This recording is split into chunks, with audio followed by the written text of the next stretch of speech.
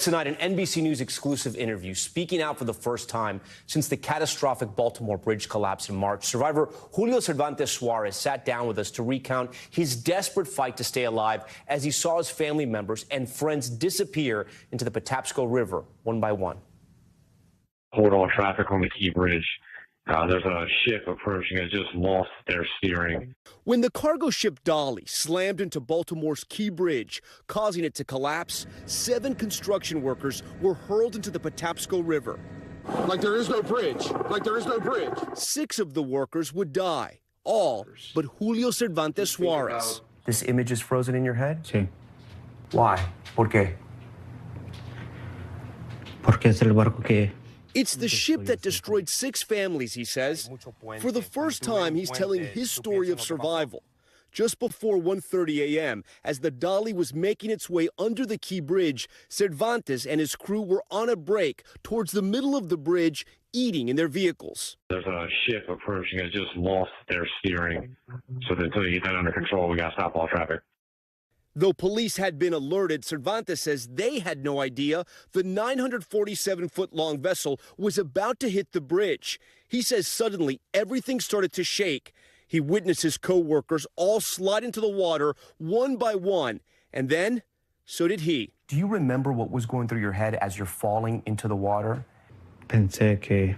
I thought we might never get out, he says. Did you pray? Did you scream? Gracias a Dios. He says he thanked God, asked him to take care of his wife and family, and asked for forgiveness for everything he'd done. When the frigid water started to fill his truck cabin, he realized he was alive. And luckily, his car had manual windows.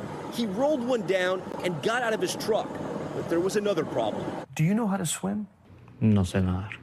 Cervantes says he floated to a piece of the bridge lodged in the river and started to call out for his co-workers.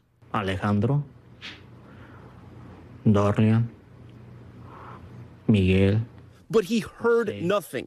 Among those who died, his brother-in-law and his 18-year-old nephew, who he considered a son. He wishes he could have one last conversation with him and thank him for being part of his life. Gracias por dejarme ser parte de su vida. Lawyers representing 5 of the victims, including Cervantes, plan to file suit in the coming weeks against all companies involved with the ship. The NTSB has reported the ship had power trouble in the days leading to the disaster. It's an American tragedy. I need you to really understand what happened. A foreign vessel hit an American bridge and killed Americans. And they have asked the court to not be held responsible. Explain that to me as simply as you can, what you're up against with the law.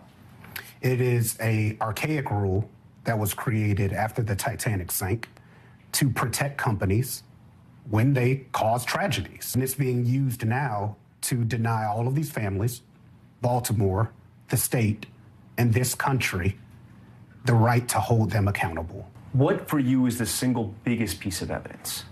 The fact that it had multiple issues, not just before hitting the bridge, but before even getting to this port. That's the fight every time, isn't it? I mean, people trying to protect interests over families.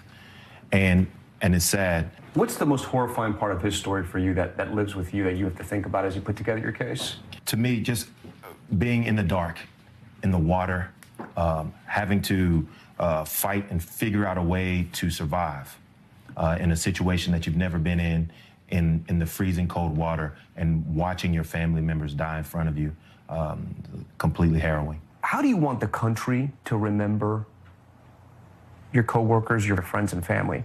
Que los hispanos vienen a trabajar en este país, a sacar adelante a su familia. Yo conocí a todos ellos y sé que eran familias buenas personas, buenos trabajadores y de buenos principios. Why do you think you survived? No lo sé. Creo que todavía hay una meta para mí.